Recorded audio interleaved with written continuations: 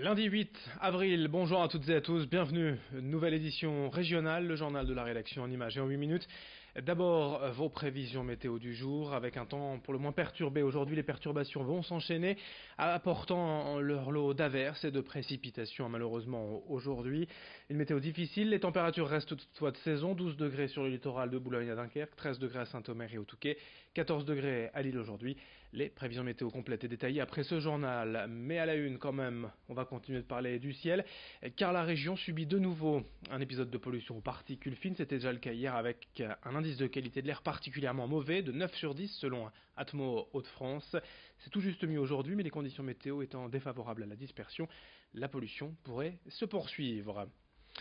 On parle des vacances scolaires, la première semaine qui débute en ce lundi, et une idée de sortie à 1 heure de Lille en Belgique. Le meilleur zoo d'Europe a ouvert ses portes ce week-end.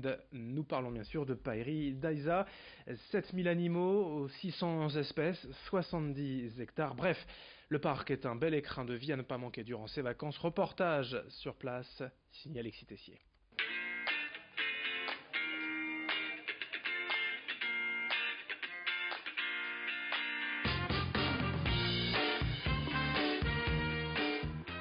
Pairi Daiza, élu cette année meilleur zoo d'Europe. Ici, plus de 7000 animaux avec 500 espèces différentes. Parmi les stars des lieux, des loutres géantes, des koalas et les incontournables pandas géants. Une variété d'animaux venus du monde entier qui fait la force du zoo. En fait, il existe une grande toile à travers le monde où il y a des échanges d'animaux de zoo en zoo. Parce que bon, il y a des animaux reproducteurs, mais ils ne peuvent pas rester dans le zoo ad vitam aeternam. Ils pourraient avoir de la consanguinité. Donc il faut absolument éviter ce genre de problème. Et donc il y a des échanges qui se font entre les zoos. Et c'est souvent comme ça que les familles s'agrandissent. Certains animaux sont adoptés aussi par certains visiteurs, ils sont parrainés par les visiteurs, donc il y a une certaine fraternité qui se fait entre le visiteur et certains animaux. Dans la journée, plusieurs animations sont organisées, comme le bain des éléphants ou le nourrissage des lémuriens.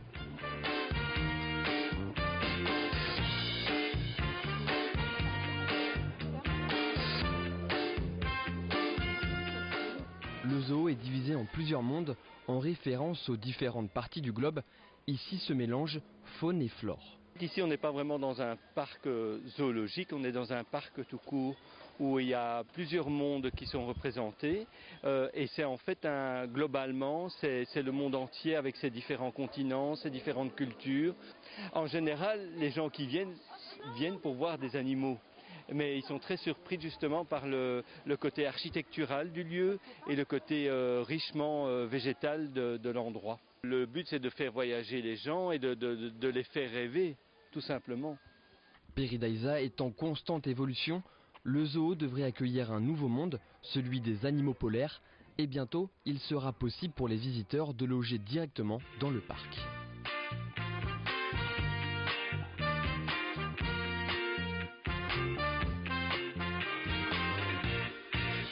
Voilà pour cette première idée de sortie donc au meilleur zoo d'Europe à Pairi Daiza. On continuera de vous en donner d'autres durant ces 2 semaines de vacances scolaires.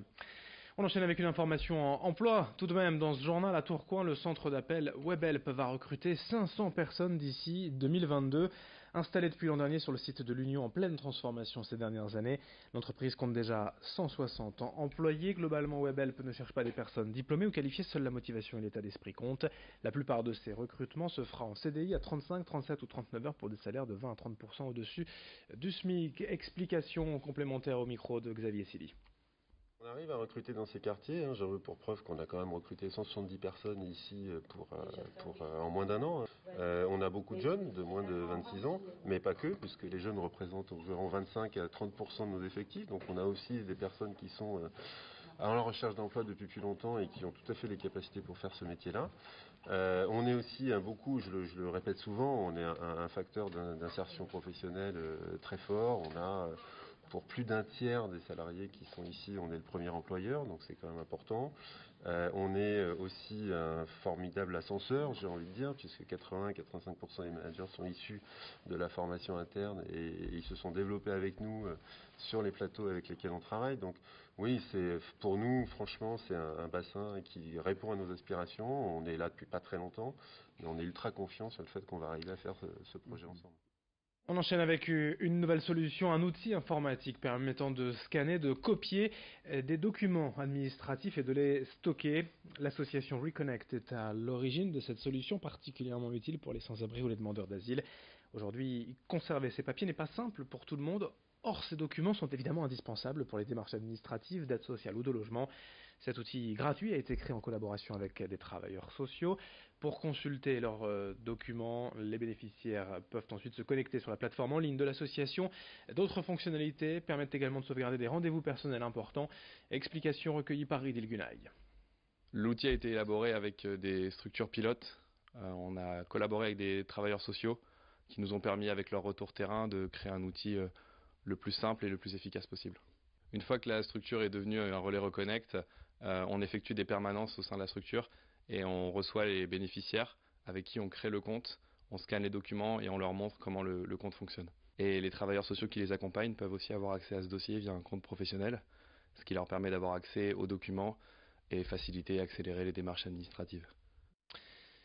Enfin, vous l'a dit en introduction de ce journal, la météo ne s'annonce pas idéale en ce début de semaine de vacances. Pourtant, l'un des événements du printemps s'est ouvert ce week-end dans la région. Les 33e rencontres internationales de cerfs-volants de Berck-sur-Mer jusqu'à dimanche. Plus de 500 cerfs-volistes vous donnent rendez-vous sur la plage pour vous faire découvrir leur maîtrise du pilotage. Des initiations sont d'ailleurs prévues tous les jours en fonction de la météo. Restez donc à l'affût des prévisions. On en reparle juste après ce journal. Dans moins de 30 secondes, la météo du jour sur votre chaîne d'infos. Et puis on se retrouve dans moins de 8 minutes dès le prochain quart d'heure pour un nouveau journal. Très bonne journée à toutes et à tous.